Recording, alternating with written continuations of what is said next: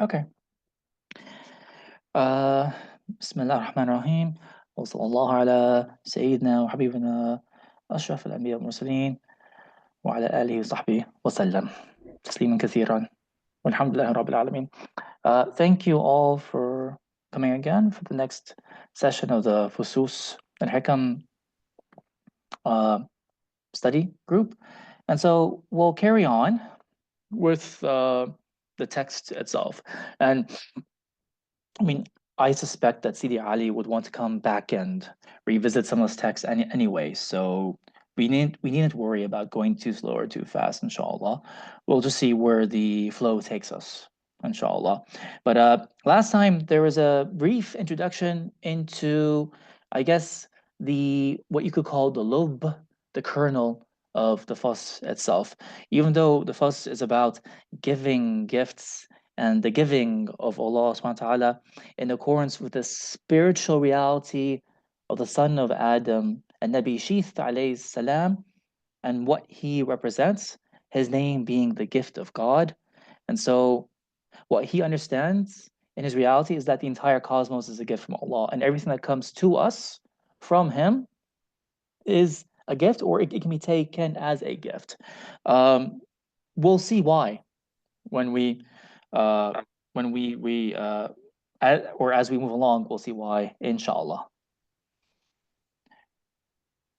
Did anyone want to say something, or all right, let's just carry on. I want to be sure that I can actually see these options, but okay, here we go. Yes. All right, brilliant. Okay, can we get 3 volunteers to read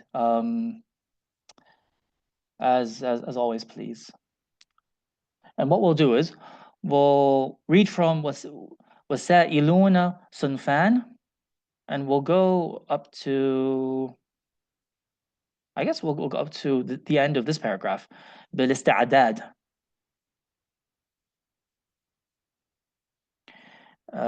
Yes, Amira, Bismillah. Thank you as always, mashallah. And then Bassem. والسائلون والسائلون صنفان. صنف بعثه على السؤال الاستعجال الطبيعي فإن الإنسان خلق عجولا، والصنف الآخر بعثه على السؤال لما علم أن ثم أمورا عند الله قد سبق العلم بأنها لا تنال إلا بعد السؤال، فيقول فلعل ما نسأله فيه سبحانه يكون من هذا القبيل، فسؤاله احتياط لما هو الأمر عليه من الإمكان، وهو لا يعلم ما في علم الله ولا ما يعطيه استعداده في القبول، لأنه من أغمض المعلومات الوقوف في كل زمان فرض على استعداد الشخص في ذلك الزمان، ولولا ما أعطاه الاستعداد السؤال ما سأل. فغاية أهل الحضور الذين لا يعلمون مثل هذا أن يعلموه في الزمان الذي يكونون فيه، فإنهم لحضورهم يعلمون ما أعطاهم الحق في ذلك الزمان، وأنهم ما قبلوه إلا بالاستعداد. Amira, I'm sorry, could you finish this as well? So we'll stop at هذا الصنف as well. وهم صنفان: صنف يعلمون من قبولهم استعدادهم، وصنف يعلمون من استعدادهم ما يقبلونه. هذا أتم ما يكون في معرفة الاستعداد في هذا الصنف. Thank you very much. And CD Bassem. Thank you. والسائلون صنفان. صنف بعثه على السؤال الاستعجال الطبيعي فإن الإنسان خلق عجولا، والصنف الآخر بعثه على السؤال لما علم أن ثم أمورا عند الله قد سبق العلم بأنها لا تنال إلا بعد السؤال، فيقول فلعل ما نسأله فيه سبحانه يكون من هذا القبيل، فسؤاله احتياط لما هو الأمر عليه من الإمكان، وهو لا يعلم ما في علم الله ولا ما يعطيه استعداده في القبول، لأنه من أغمض المعلومات الوقوف في كل زمان آه، فرد في كل زمان فرد على استعداد الشخص في ذلك الزمان، ولولا ما أعطاه الاستعداد السؤال لما ما سأل.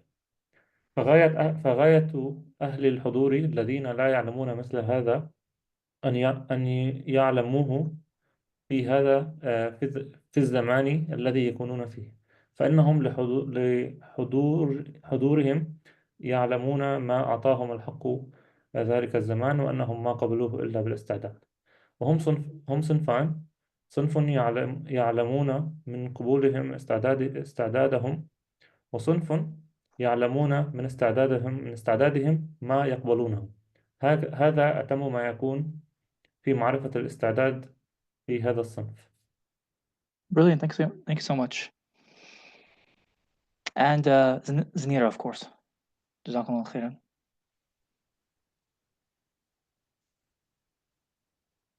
بسم الله الرحمن الرحيم. والسائلون صنفان: صنف بعثه على السؤال الاستعجال الطبيعي، فإن الإنسان خلق عجولا. والصنف الآخر بعثه على السؤال لما علم أن ثم أمورا عند الله قد سبق العلم بأنها لا تنال إلا بعد السؤال، فيقول: فلعل ما نسأله فيه سبحانه يكون من هذا القبيل، فسؤاله احتياط لما هو الأمر عليه من الإمكان، وهو لا يعلم ما في علم الله ولا ما يعطيه استعداده في القبول، لأنه من أغمض المعلومات الوقوف في كل زمان فرد على استعداد الشخص في ذلك الزمان، ولولا ما أعطاه الاستعداد سؤال ما سأل. فغاية أهل الحضور الذين لا يعلمون مثل هذا أن يعلموه في الزمان الذي يكونون فيه، فإنهم لحضورهم يعلمون ما أعطاهم الحق في ذلك الزمان، وأنهم ما قبلوه إلا بالاستعداد. وهم صنفان: صنف يعلمون من قبولهم استعدادهم، وصنف يعلمون من استعدادهم ما يقبلونه. هذا أتم ما يكون في معرفة الاستعداد في هذا الصنف. Perfect. جزاكم الله خيرا. Thank you very much. Okay, great.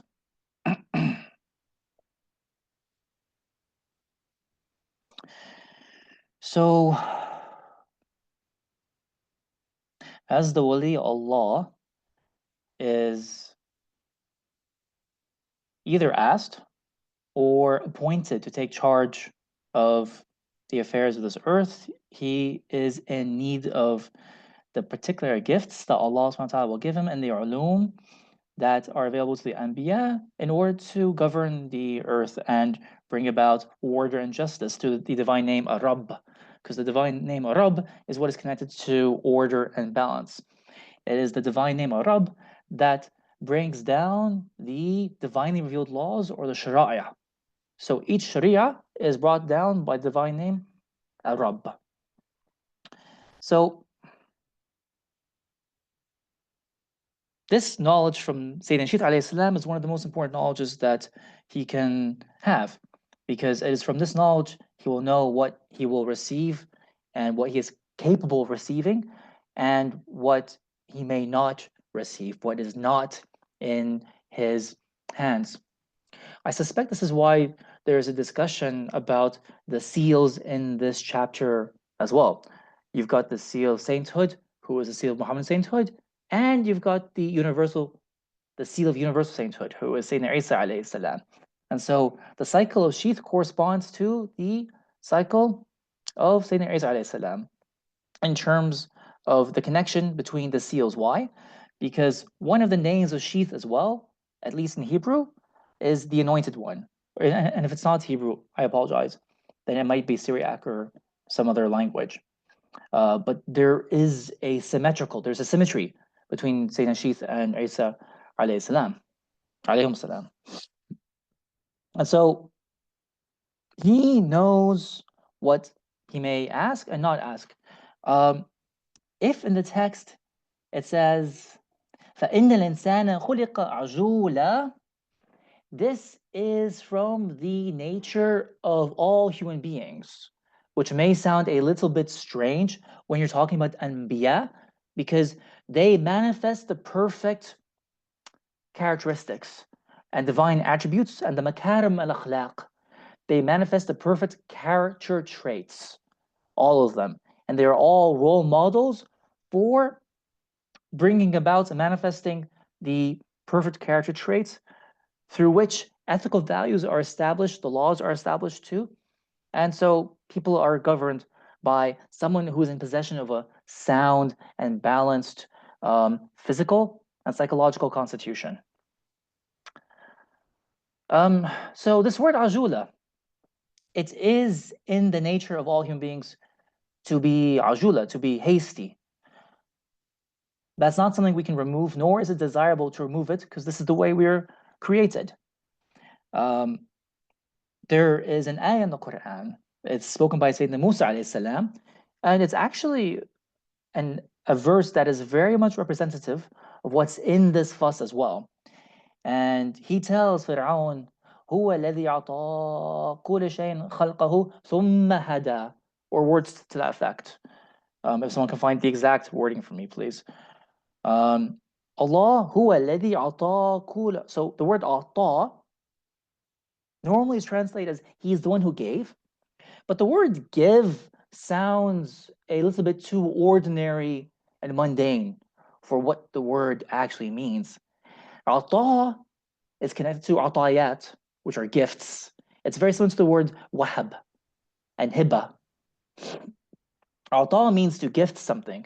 So it's as if Sayyidina Musa alayhi salam said, Allah, he is the one who has gifted each thing its creation. And one of the interpretations of creation is its nature. Then he guides it and shows it how to apply its nature in a way that is balanced. Balanced for the sake of humanity, for the preservation of humanity, and balanced for the sake of preserving the cosmos. So ordinarily being hasty is considered to be a negative character trait. But when the prophets apply it, it becomes a good character trait in their reality instead.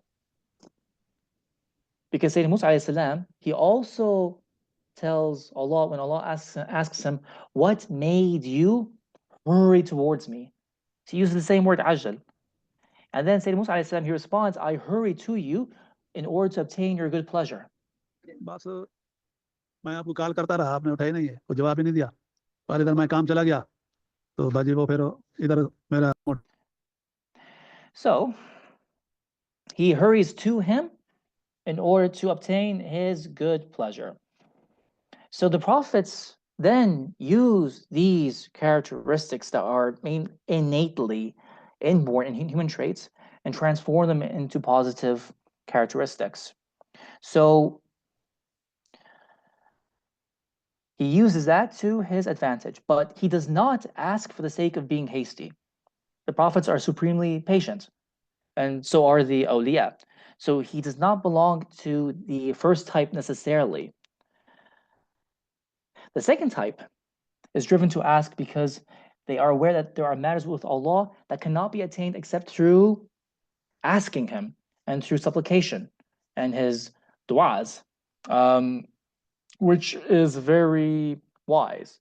There are some things that Allah subhanahu wa ta'ala will not give unless you ask for them.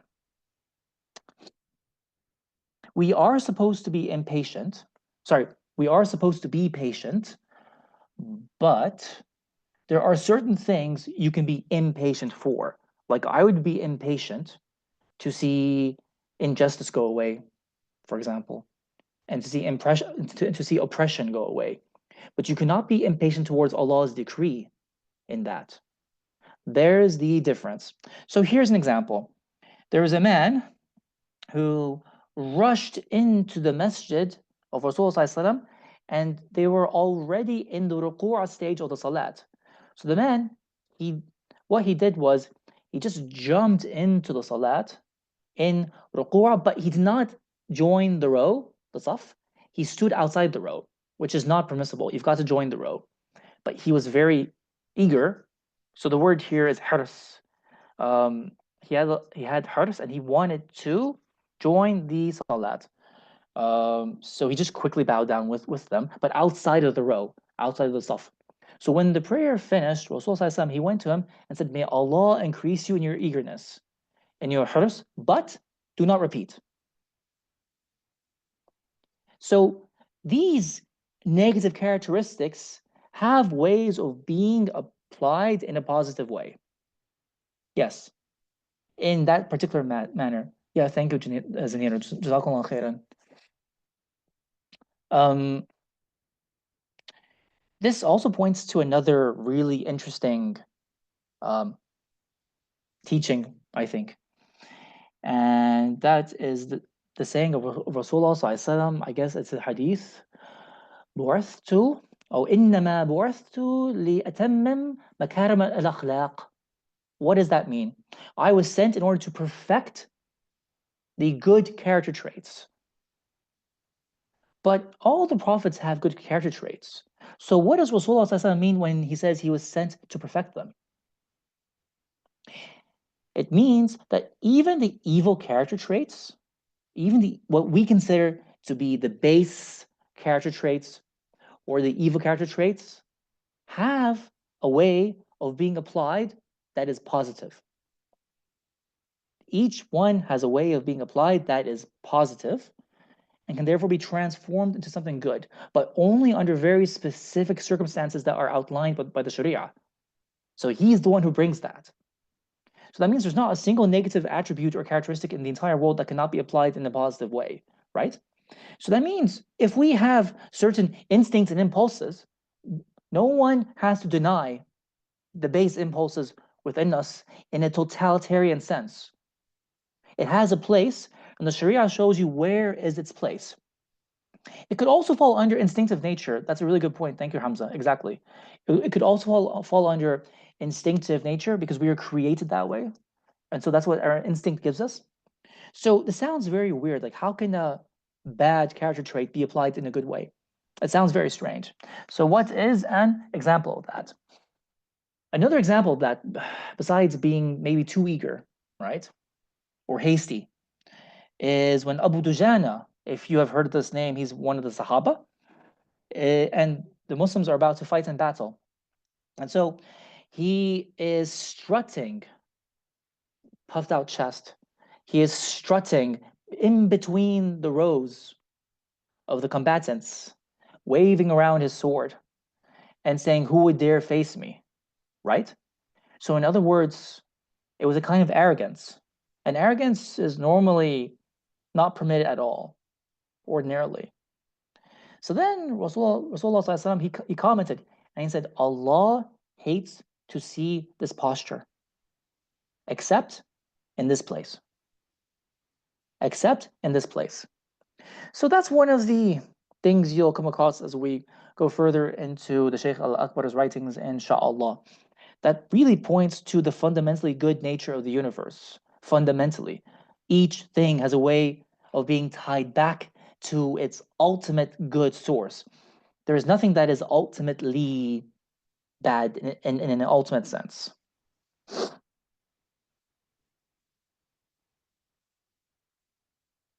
And so there are awliya who know that there are things that must be asked for, and if they do not ask for it, then Allah will not grant it to them.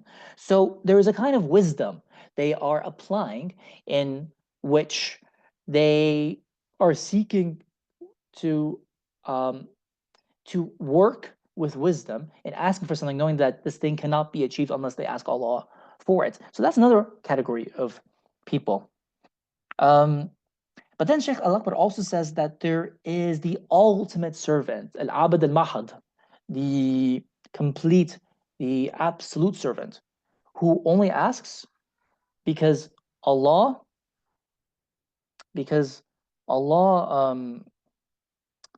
has asked us to ask him.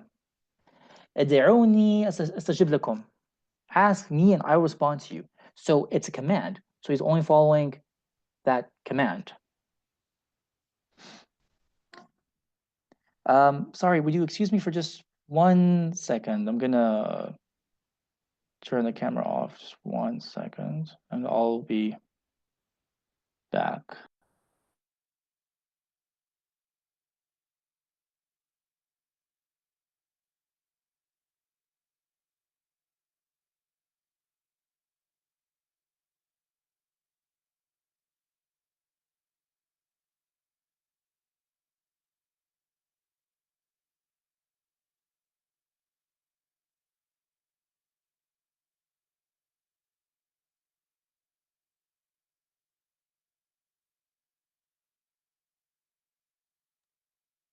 Thank you very much, and apologies for that. And so he comes to the people of the أهل الحضور. أهل الحضور.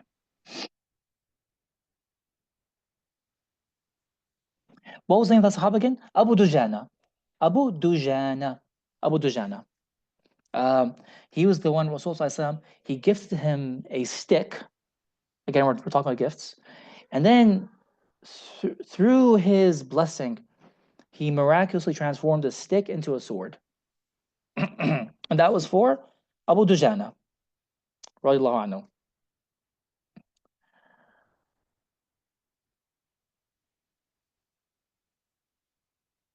And then you've got Ahlul Hudur. And the Ahlul Hudur are the people who seek to be present with God, Allah subhanahu wa ta'ala, in each and every one of their breaths. And so they too are watching out for what Allah will gift them and give to them. They do not know what He will give them, so instead they wait with complete presence. They are present to the moment, to the, what he calls, I think the Fard Zaman. They are present to each moment, and they watch what are called their breaths. They literally watch each breath, which takes an enormous amount of concentration. And so these are the people who show adab towards Allah subhanahu wa ta'ala in each breath, because they're watching out for what they should be doing in each breath. You'll come across this again in Fashud alayhi salam. And it's actually a famous passage to do with our beliefs and the problem of accepting or rejecting other people's belief systems. And so these people from al-Hudur, they are of two categories. صنف يعلمون من قبولهم استعدادهم. So they know that from what they're receiving, that this is what their استعداد is. I want to ask people if you remember, what does the word استعداد mean? What does the word استعداد mean? Really, it's the word that's the key to the entire fuss.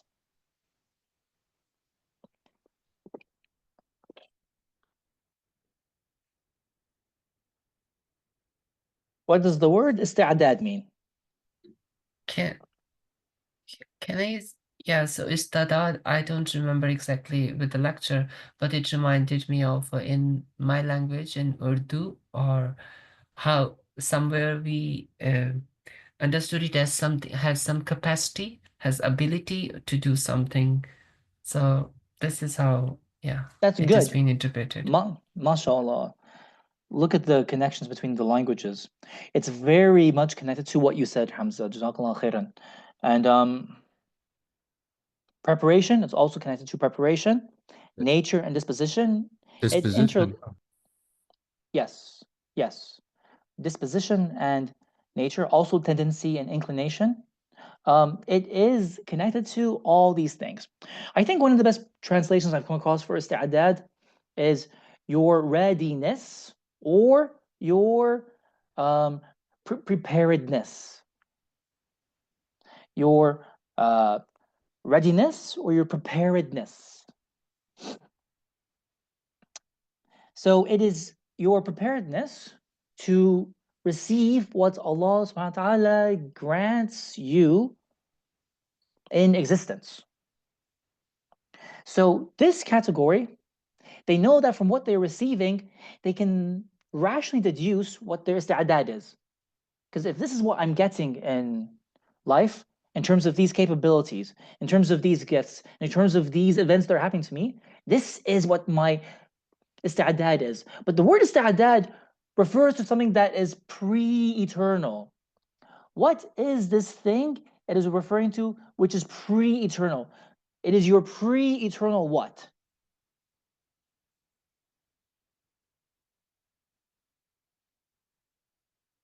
It is your pre-eternal عين ثابتة, and the Jama عيان ثابتة. It is to do with the عين ثابتة, exactly. Thank you very much. The عيان ثابتة. So from before we were made, we have something called our fixed entities, which are fixed in the law, in the knowledge of Allah subhanahu wa ta'ala. Or you could translate as the immutable entity that is fixed in the knowledge of Allah subhanahu wa ta'ala. He knows us as we were from pre-eternity. We're the ones who don't know ourselves, but as we go through life, I mean, 99% of us don't know who we are. But as we progress through life, we are discovering who we are and what we are getting, right? But he knows us and he knows who we are. So he knows what our preparedness is. So this is a really important point. It ties into many other chapters of the Fusus al-Hikam, right? And maybe we'll even come across this now. But as I keep saying, this is the opposite of something like what Jean-Paul Sartre would argue and say that existence precedes essence. No, although, by the way, if you translate existence as wujud, technically the words are correct, but what he intends by them is not correct. Wujud does precede essence in some way, but so in a manner of speaking, yes. But what he means by it, no, we're not free to shape ourselves almost in any way we want within the given confines of our what he calls our facticity, within our certain physical limitations. It's the other way around. We have predetermined essences that are predetermined in Allah's knowledge. So when he makes a mu'min or a kafir on this earth, and the mu'min dies mu'min, the kafir dies a kafir, or if one believes and the other disbelieves, Allah always knew what they were. Allah always knew what they were. And so you can also think about yourselves as either craftsmen or artists with regard to what you were given in your ista'dad and your ability and capability of being able to create something. So these ones, this category, من قبولهم, right? يعلمون من قبولهم استعدادهم. And then the other category was seventh one, يعلمون من استعدادهم ما يقبلونه. They know their preparedness. And so by having knowledge of their preparedness, which is a very high knowledge, they know by definition what they are going to get. This is why somewhere else in the Fusus al-Hikam, Sheikh Al-Akbar will say very provocatively, therefore, praise no one else but yourself with regard to your ista'dad when you receive good. And therefore, blame no one else but yourself with regard to what you deem to be bad, with regard to what you deem to be bad, right? When you receive it. But I have to say something here. There is nothing bad in existence from the, like I was saying earlier, from the highest point of view, from the highest perspective, like let's say the divine perspective that looks top down up. Nothing is bad from the divine perspective. So the things that we receive that we deem bad are actually good. So only Allah is the only one who, when he gives something, it's pure good no matter what it is, because he is what is called in philosophical terms al-khair al-mahad, the absolute and complete good, or the pure good, right? So his giving is one. It's all good. But the way we receive it can appear to be good or it can appear to be bad. But every single thing we receive is a gift, and is a gift of goodness, no matter what its appearance appears to be otherwise. So I think there's a really useful passage from the Futuhat to that effect. So I'm going to just quickly read it. And then we'll get a better idea of what this thing is, because isti'adad is one of the most important ideas in this chapter.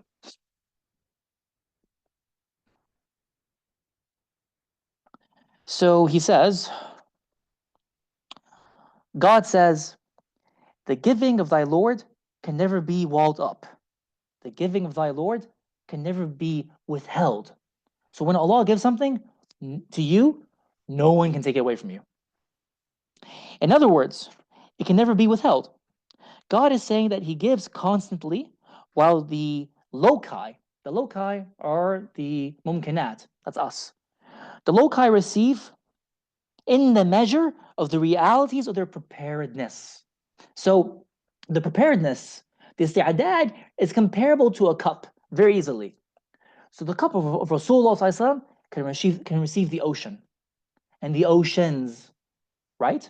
Whereas maybe the cup of a different believer can only receive a river. And maybe the cup of a third person can only receive a few drops. In the same way, we say that the sun spreads its rays over the existing things. It is not miserly. The sun is not a miser with its light toward anything. The loci receive the light in the measure of their preparedness, right? Because the giving of the sun with respect to its light is one. Each locus attributes the effect of light to the sun and forgets its own preparedness. The person with a cold temperament enjoys the sun's heat because the sun will make him warm, or her, while the person with a hot temperament suffers from the excessive heat that comes from the sun's heat. In respect of its essence, the light is one, while each of the two people suffers from what the other enjoys. If this belonged only to the light, it would result in a single reality. Therefore, the sun gives according to its own strength, while the receiver exercises a property over that giving. It's us, we're the ones who have an effect over the thing that is received. If any of this is confusing, please let me know, and you can ask me straight away. And necessarily so, since no result is produced without two premises. Now, the sun darkens the face of the washerman, like it tans it, while it whitens the clothing that you hang out to dry for laundry. The sun whitens the clothing because of the clothing's preparedness, while it blackens the face of the washerman. In the same way, with a single blowing of air, a person extinguishes a lamp and ignites a fire and tinder, but the air in itself is one. A single verse from God's book reaches the listener as one entity. One listener understands one thing from it. Another listener does not understand that thing, but understands something else, while a third understands many things. Therefore, each of those who consider this verse cite it in accordance with the diversity of the preparedness of their understandings, because all our isti'adadat are different, مختلفة. So في اختلاف الاستعداد, like mine is not like yours, and yours isn't like mine. And certainly the preparedness of the prophets is not like the preparedness of other people, for example. The same thing takes place in the divine tajalliyat. The mutajalli, the one revealing himself, Allah subhanahu wa ta'ala, in respect of what he is in himself, is one entity. While the tajalliyat, I mean their suwar, their forms, are diverse in accordance with the diversity of the preparedness of the loci of tajalliyat. They are diverse in accordance with the manyness of the different kinds of preparednesses, or the different kinds of ayana thabita, fixed entities. Once you understand this, you will know that the gift of God is not withheld. Once you understand this, you will know that the gift of God is never withheld. But you want him to give you something that your preparedness cannot receive. Sometimes we ask for things and it's not given to us. It could, so Sheikh Al-Akbar gives one answer. And one answer he gives is that because your ista'dad can't receive it. Then you attribute the withholding to him, to Allah, in that which you seek from him. And you do not turn your attention towards the preparedness. it is possible that a person has the preparedness to ask. That's what he just said in this fuss. But now I'm reading from the Futuhat. But he does not have the preparedness to receive what he asks for. But he does not have the preparedness to receive what he asks for, if it were given to him in place of being withheld. So then he says, like, he goes back and forth in an imagined argument. You might answer me, but God is powerful over everything. Allah ala kulli shay'in qadir. And you speak the truth in that. But you forget the hierarchy. You forget the hierarchy of divine wisdom within the cosmos and what is demanded by the realities of the things. Right? So that's a really useful passage for understanding what exactly is an isti'adad. Okay, and with that, we can move on, inshallah. Dr. Faris, I had just a question because in this passage, is it because yesterday in the Enneagram class, we were actually talking about this very subject. Yes. And the cold and the wet, we were also talking about this as well. But is he talking about the actual spirit or the human body or the combination of the two? That's Anything. what he's talking Anything. about. Anything, okay. Anything. And So like for example, you want Allah to make you a taller person. Is that within your preparedness? Or if it's the spirit, I want Allah to grant me a better understanding of the spiritual realities. Are you capable of receiving them to begin with?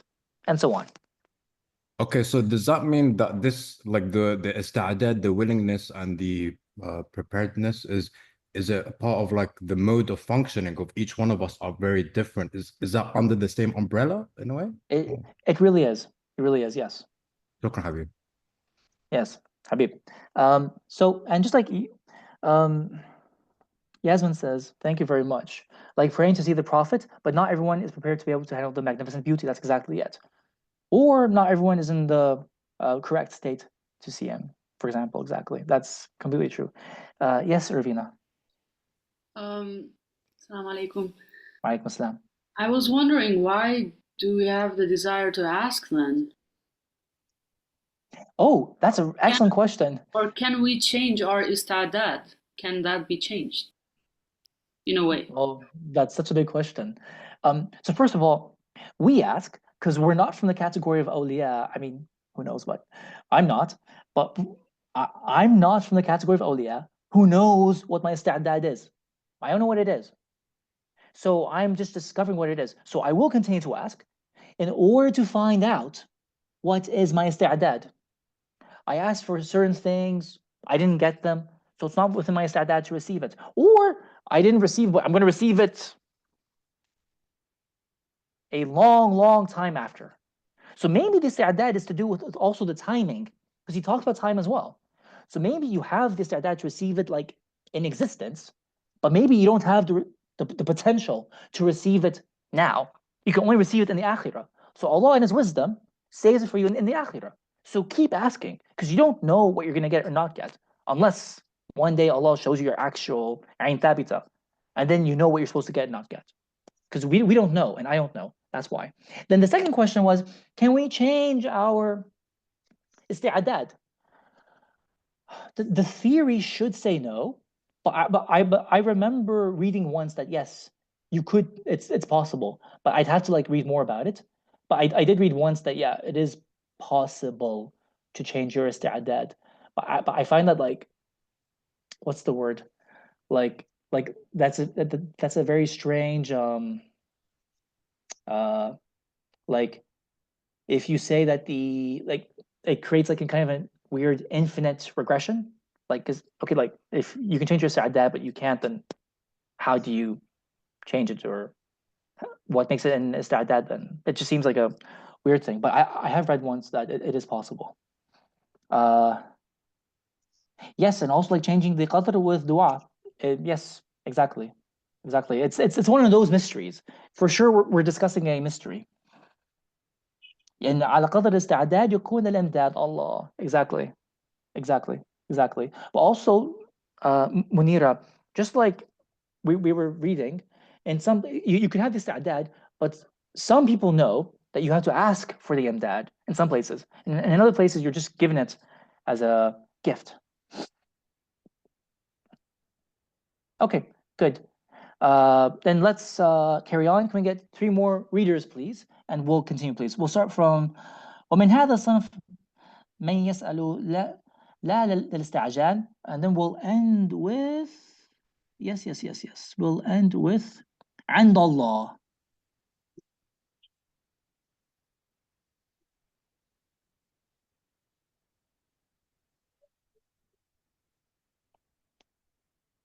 If we cannot get 3 readers, can we get 1 reader? I'm sorry, before we begin, can I just quickly share, something from Yes. with the istidad? So what I've Yes. actually, I'm just juggling in my head about the idea of, Yes. so is istidad, so is somehow the part of qadar? So if we were talking about if we can get it changed or not to dua, so I guess what is my question is, so the Yes. tests and the challenges, or for instance some blockages which are coming and like we are facing, is also the part of the istadat that Allah has put in there for us to, like you were saying, preparedness, that you are not prepared for it. That's why it is not being given to you yet. So this is all the alchemy of this is being like istidad, like you are struggling and striving for this istidad to be, to really perceive it. And yet you said that so sometimes Allah would give it to you in akhirah, probably not in here. So is this all the part of this game? Game, mashallah. So I didn't want to touch on this now, but let's touch on it when we come to it. You are completely correct that the question of isti'adad is 100% tied to the question of predestination, al-qadr wal-qada. 100%. 100%. It is completely tied to that. It is the secret to the question of al-qadr wal-qada. Let me just leave it at that. And once we come to it, if you still want to ask me again. Yes, ma'am, please. Assalamu alaikum, Sidi. Should I read? Wa alaikum salam. Oh, perfect. Yes, please. Thank you. ومن هذا الصنف من يسأل لا للاستعجال ولا للإمكان وإنما يسأل امتثالا بأمر الله في قوله تعالى أدعوني أستجب لكم، فهو العبد المحض وليس لهذا الداعي همة متعلقة فيما سأل فيه من معين أو غير معين، وإنما همته في امتثال أو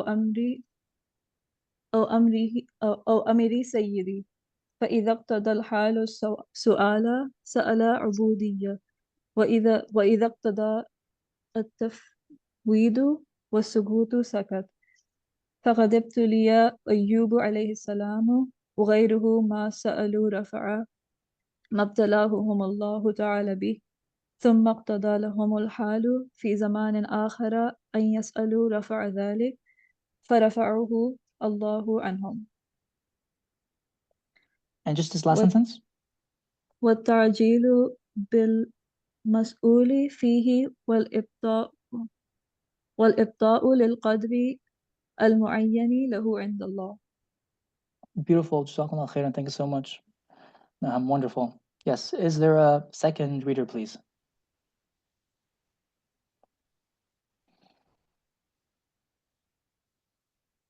Yes, it is showing that we are helpless in need of Allah and everything. Absolutely. Yes. Jazakallah khairan. Zanira, Bismillah.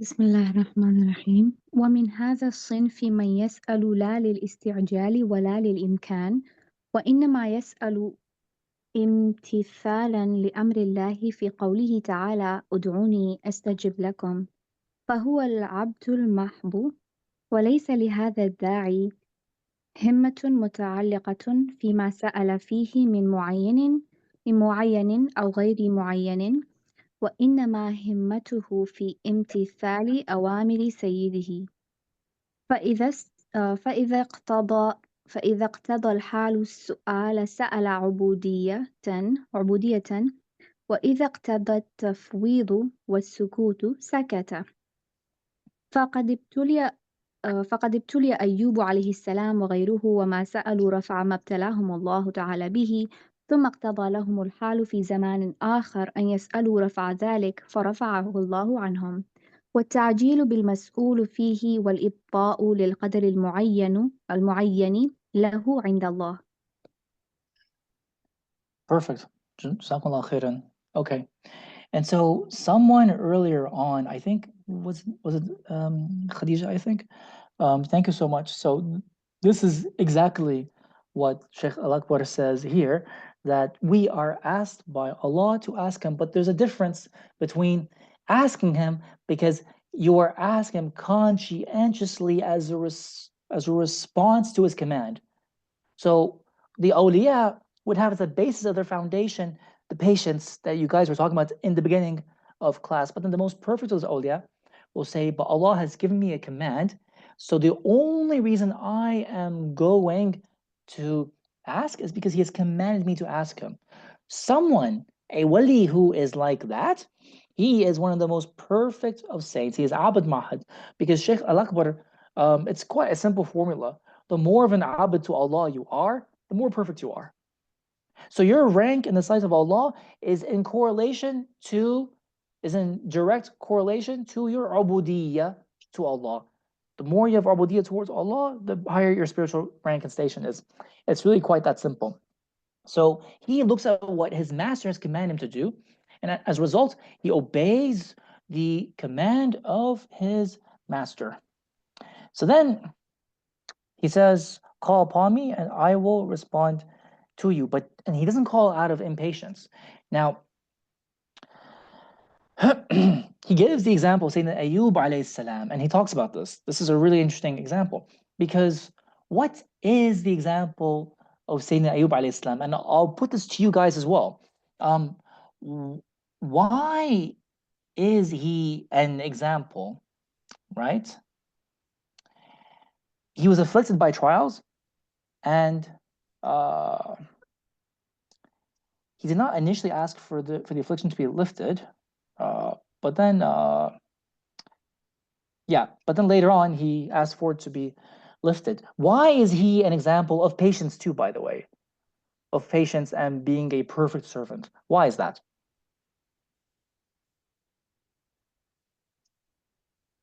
Because he doesn't question why things are happening. Like bad things. I mean, you could question, though. You could. But the difference is, who are you questioning? But with adab. But who are you questioning?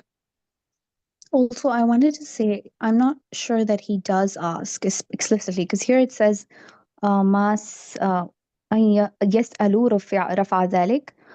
So, I mean, as far as I remember, obviously I'm not a hafiz or anything, but the only place that I can remember him saying, they're actually kind of like very subtle pointers to the names of Allah. So, for example, Rabbi anni massani ad-durru wa anta arhamar rahimin. Yeah. Or massani ash-shaytan. That's not asking, though, right? He's just sort of calling to Allah's rahmah by saying, I've been touched by hardship or difficulty or evil, and you're arhamar rahimin. So he's not actually asking, like, because it says very explicitly here, an yas'alu rafa dhalik. So where's the asking? So there is asking, and you're correct to say that he doesn't use the words all, like, so he doesn't use the words, "Oh Allah, remove the affliction from me." But the prophets have, again, as I keep saying, they have this divine adab with Allah. So they do ask, and he did ask, but there's a way of asking. There is a certain way that he asked him. He doesn't say the words, "remove the affliction from me," because maybe that's not from within the prophetic adab to do that for certain reasons. But he calls attention to his pain, his suffering, and his neediness. So what he does then is he asks in a way that's indirect. So the Shaykh Al-Akbar recognizes this as an indirect way of asking and even complaining to Allah. So you can ask Allah, what's the reason for your suffering? You can complain to him, and you can ask him to remove it. And that will not remove you from being one of the patient ones. And that will not remove you from being one of the patient ones, right? So another example, Zanira, to complement what you're saying, okay, is that at the end of Surah Al-Ma'idah, Sayyidina Isa alayhi salam, he is, what does he do? So he's also asking Allah for something, but he doesn't say the words, oh Allah. So he's talking about his people. And what does he say about his people?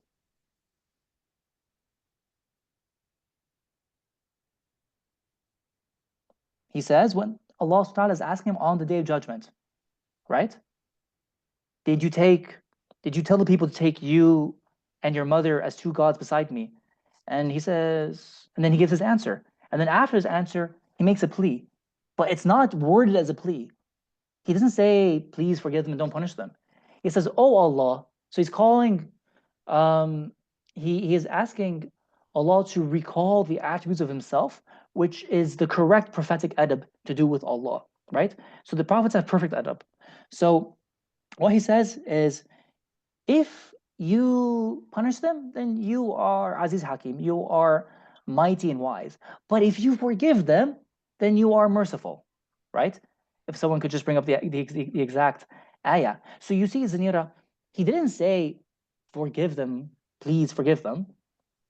But the sentence means, that's what it means. Please forgive them.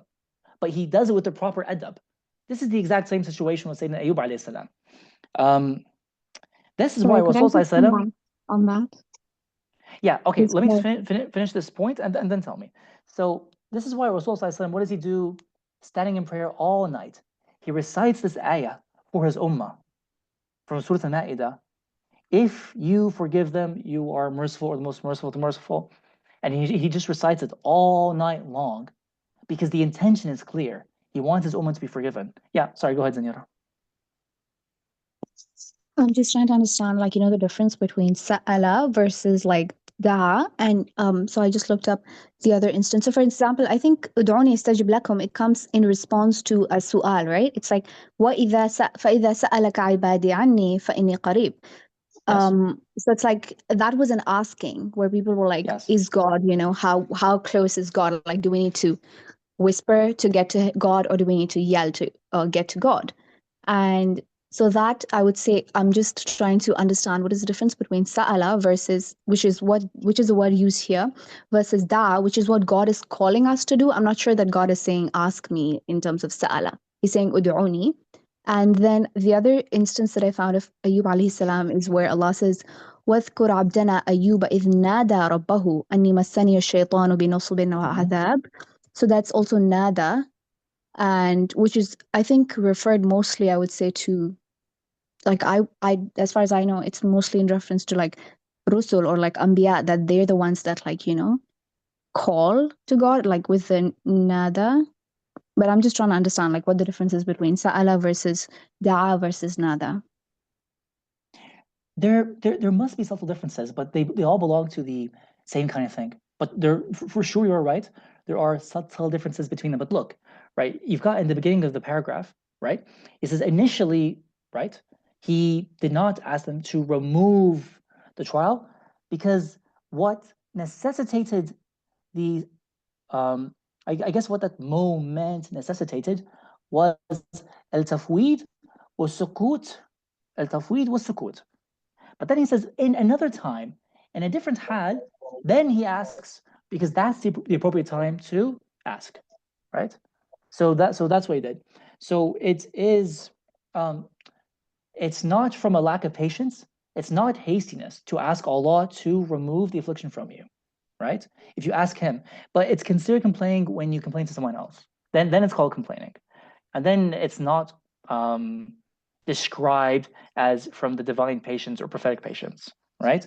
But as for your question about the exact differences between al-nida and al-dua and al-su'al, I'm not sure about the exact differences, but they all come across, they come under like the same kind of idea.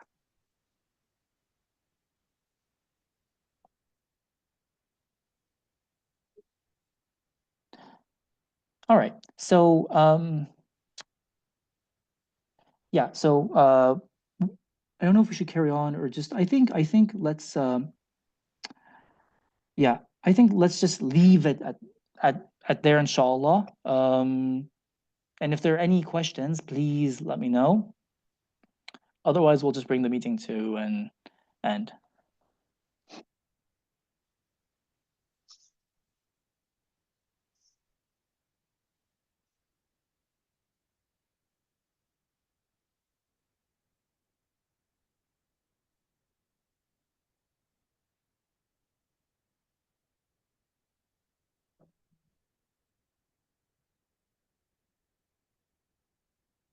No, just a question. Are you people okay to go on for maybe another 15 minutes, or would you like to stop now?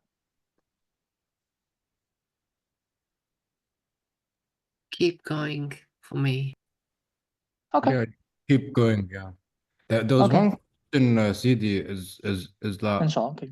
are Brilliant. the prophets, like for example, Sayyidina Ayub, do they because this whole thing of Seth is about like the gift from God, gifting, and like part of the gift is the knowledge and the wisdom and the kalam maybe as well.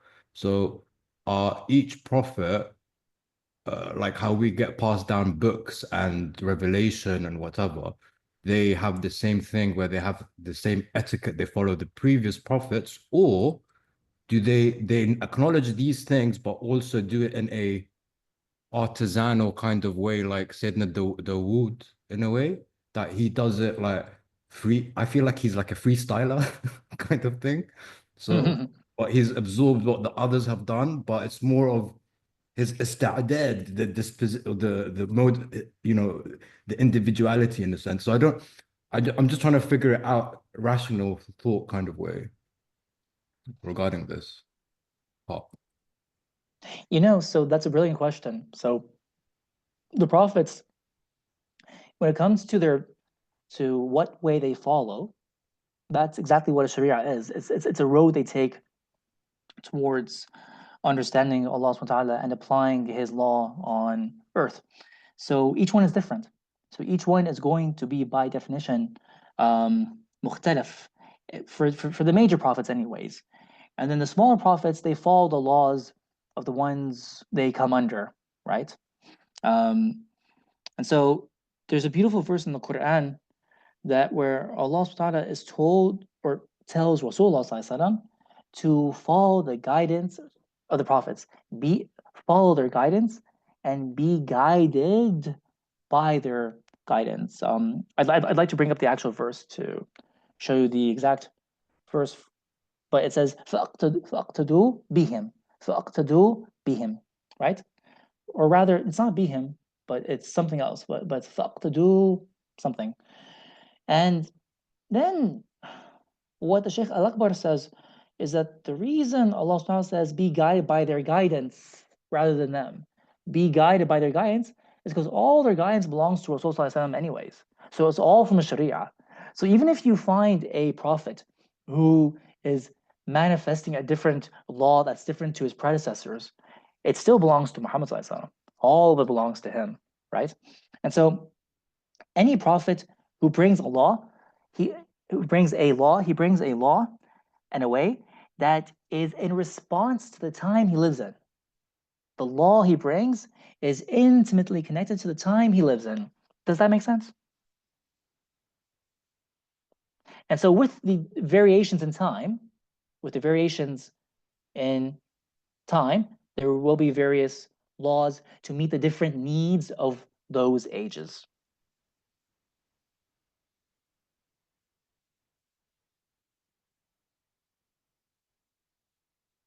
Does Ibn Arabi know who the other prophets are and where they came, sorry, can't see this word, came from? Aside from the ones that are explicitly named in the Quran. SubhanAllah, that's such a fantastic question. So this is actually related to his life, and it's related to his biography. So the short answer is yes, he knows every single prophet, because himself being the seal of Muhammadan sainthood, he was shown in a vision all the prophets that he would inherit from. So he knows every single one. And then you find in the Kitab al-Abriz of Sayyidina Abdul Aziz Dabagh, he even names prophets that I've never heard of before. Like he knows an Arabian prophet in the line of Sayyidina Hud alayhi salam, his name is Huwayd. So yes, like through Kashf, they know of prophets that we don't know of, that are not explicitly named in the Quran.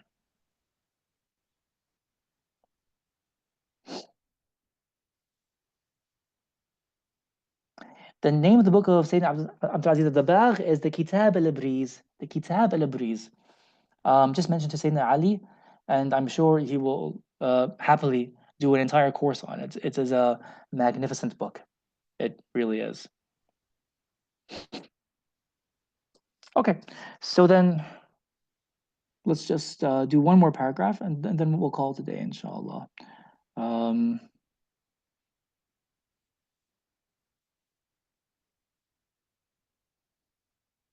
Okay, let's do from فإذا وافق السؤال, 2 paragraphs down to I know I said one, but to فلا بد أن يقيده الحال.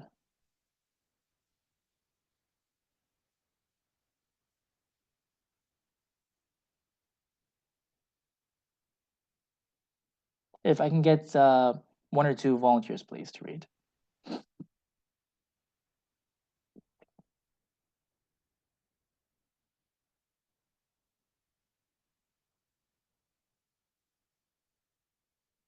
Yes, Amira, Bismillah.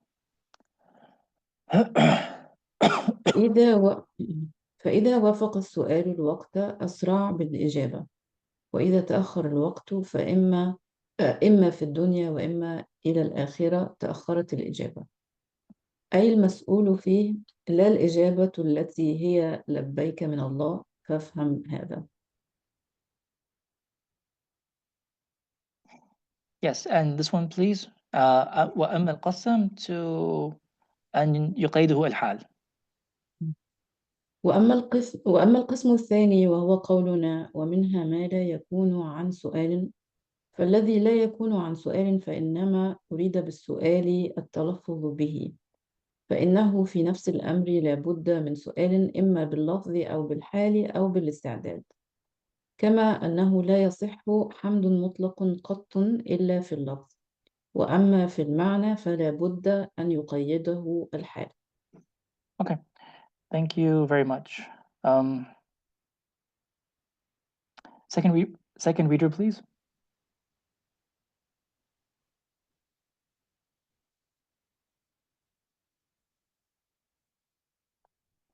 All right, Bismillah, then we'll just carry on.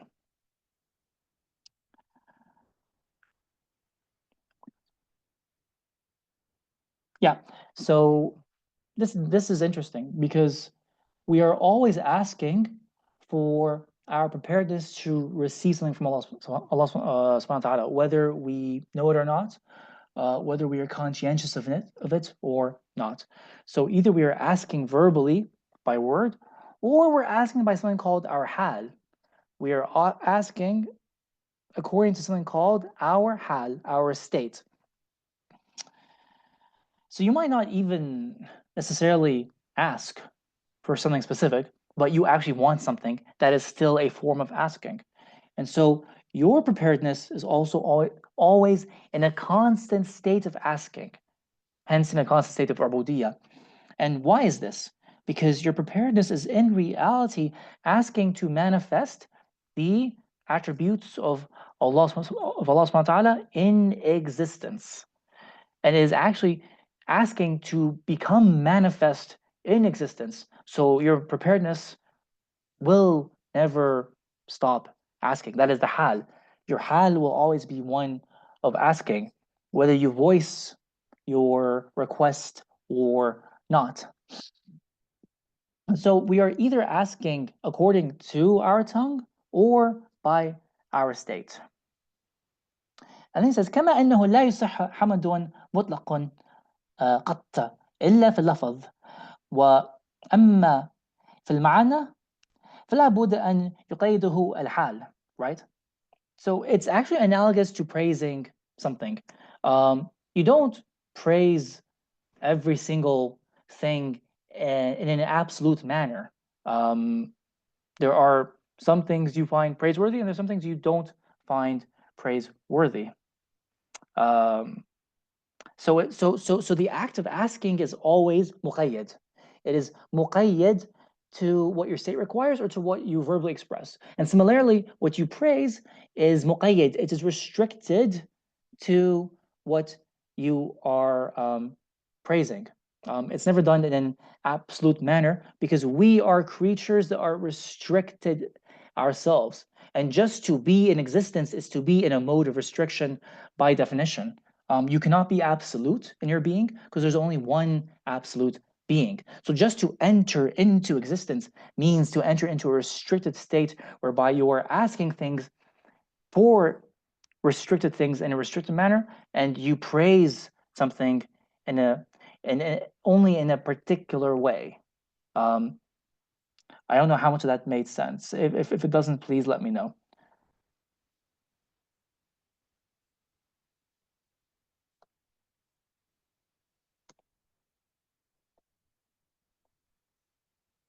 Okay. If there are any questions, please let me know. Otherwise, we'll just leave it there for today, inshallah. Sorry, Irvina. Yeah, go ahead. I was wondering about the inner struggle. Yes. Like, that is, sometimes we have a certain state that is maybe not pleasurable to God, or we understand it like that. Yes. And then the inner struggle is how to change this state. So maybe this state sometimes takes over our struggle in a way, or our desire to change it, and makes dua itself. So I was wondering about this kind of situation. Mm. Do you have anything to say about it? Or does our struggle towards it just deny the dua or somehow like stop it? Mm. So, sorry, is your question that if we are struggling with something, how can we change that thing or make it stop? Is that the question? Yeah, let's say I have a state that is not a good one to have, and my state is making a dua, a specific dua. So I am wishing for something, but at the same time, I know that it's not good, and I'm trying to not suppress it, but change it in a way that is pleasurable to Allah. So like there is the passive kind of state that I have, and the active struggle to change that state. So there are kind of two prayers going up somehow. Am I clear? I don't know. SubhanAllah. I'm not entirely sure. I'm not entirely sure. Is it to do with like if you ask, like you want something that's better than what your state is, Yeah. and you want to ask for that better thing? So that's why you can just ask for like an all-encompassing dua, right? You say, Allah, give me what's best for me in this situation, right? And that would like cover it in general, I think.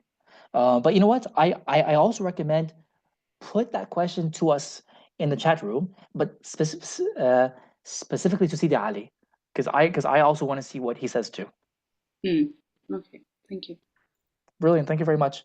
And Allah doesn't burden a soul more than it can bear. You know, Sidi Hamza, that's a really interesting question. Actually, he does. He can if he wants to. Because we don't know what our ista'dad is now. Technically, you cannot burden a soul beyond what is its ista'dad. This is correct, like on a technical level, because then the divine wisdom would be misplaced. But you don't know what your ista'dad is. So you can, so like, this is dealt with in the books of Aqidah, you know? This is a really interesting question because there's an ayah in the Quran, right, which you're referring to, لا يكلف الله نفسا إلا ما وسعها. Okay? The word in the phrase لا يكلف الله, right, is talking about taklif.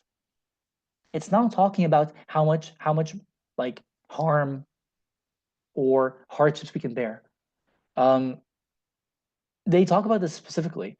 Like, it is like rationally possible that if Allah wants to place a mountain on top of us and the mountain crushes us and we can't bear it, he can do that. That is possible, right? Maybe there's an idea that like Allah generally doesn't burden us with more than we can bear. That's more like an ishara. But the ayah itself is first referring to what is our taklif towards Allah. What is taklif? Our tasks. The tasks He has obligated us to do for Him. The tasks we are charged with performing for Him, like a slave for a master. That's the thing He does. لا يكلف الله نفسا إلا ما وسعها.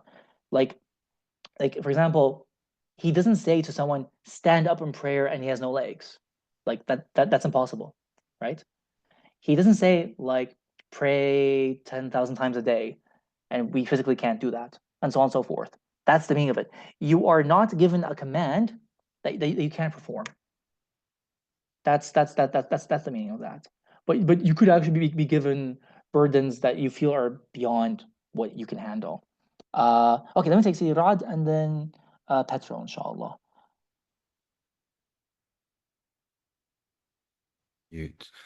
So I don't get one thing, which is if a human being understands Allah to be Jabbar in the sense of all compelling, of yes, he's compiled everything. So if an individual understands kun fayakun, that past, present, future, blah, blah, blah, why should that individual ask for things out of desire? Because that would contradict the whole notion of understanding the whole thing. So when they do ask something, it won't be out of desire, but more of the istidad that we were just talking about now. But I'm just confused, because we should ask Allah, but if we ask Allah, that means we don't really truly believe in the compilation of everything in a way. You know what I mean? Like, I don't know. I'm confused here. No, so you do believe in what you were saying. You do believe in that. And then out of obedience to His command in the Quran, you ask Him. Okay. But you do it out of obedience. So the one who is not doing it out of obedience, he just asks because he's doing it out of pain or something. Okay, that's permissible. And the one who's doing it but out of obedience, he gets the reward for asking. خلاص فهمتك حبيبي, شكرا. Allah يبارك فيك. CD Petro and then CD and then Yasmin, inshallah. Maybe this is a weird question, but do you suppose there is any meaningful connection between the words hal and la? No, they're different roots, because hal is like a ha, and la has got a soft ha. But certainly there is other kinds of connections for sure as well. It's not a linguistic connection, but for sure there is some kind of a connection. You're absolutely correct. In that the king who knows his subjects bestows the gifts on his subjects that they are capable of receiving. Completely, I totally agree with that. Yes, 100%.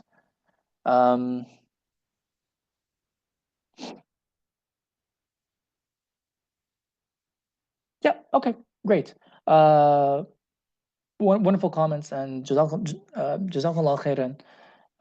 Yes. Sorry, Khadija. Okay, I'll take Khadija's last question then, inshallah. Okay, Jerome question.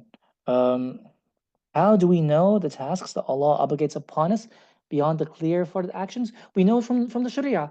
That's why we study fiqh. It's the one science that the awliya study to the end of their lives, because they're trying to perfect knowledge of what is required from them from Allah. That's from fiqh. And of course, you got the well-known 5 categories, which are the fard and the mandub and the mubah, and then the makruh and the haram, what you are commanded to do and what you are commanded to stay away from, the commandments and the prohibitions. How do we know what we're truly supposed to focus on? Is this to do with استعداد. Now that's also another question, right? Because what is our purpose in existence, and how and are we fulfilling our potential in existence? And of course, this is to do with استعداد as well. Now, you've got the commands in the Quran and the Sunnah that tell us what to do. So when we do those things and we focus on them, then we are also fulfilling our existential nature, our existential quest, which is what? To come to know Allah, the whole purpose of existence. So you can tie every single command and prohibition and then recommendation and so on that's to do with our actions back to the purpose of existence, which is to come to know Him. And you could even say to come to know yourself. What are we supposed to focus on? Knowing Allah or knowing yourself? Either one is fine. Because من عرف نفسه فقد عرف ربه. من عرف نفسه فقد عرف ربه. Right? He knows himself, knows his Lord. So your purpose, so that's the thing you're supposed to focus on in existence. Getting to know yourself and getting to know Allah. Having ma'rifah of yourself and ma'rifah of Allah. Once you have ma'rifah of these things, and Sidi Ali's brilliance about explaining more about this subject. Once you know those things, then you fulfill your purpose in existence, right? And then you look towards the Sharia about how to live your life on earth. But how can we know God? I feel we can never know God, and consequently we can never know ourselves. Well, there's one part of God you can't know. That's called the ahadiyya. That's Him being in Himself, His essence, Him being ahad, totally, completely unique. And then you can know Him in His wahidiyya, which are all His attributes. So you come to know His attributes. And if you want the exact path towards knowing Him, that's the whole path of tasawwuf. That's the whole path of walaya. That's the whole path of turuq. When you find a sheikh murabbi, he shows you the path. Yeah, so there's a path you got to walk towards knowing Him. When you walk this path, then the path takes you towards knowledge of Allah, or knowledge of yourself, or knowledge of both. And exactly, we keep praying, but only Allah knows what is the best time to answer that dua exactly. All right, thank you very much. Jazakallah khairan, everyone. And we'll see you next time, inshallah. Okay, Assalamu alaikum wa rahmatullah. Thank you so much. Bye-bye.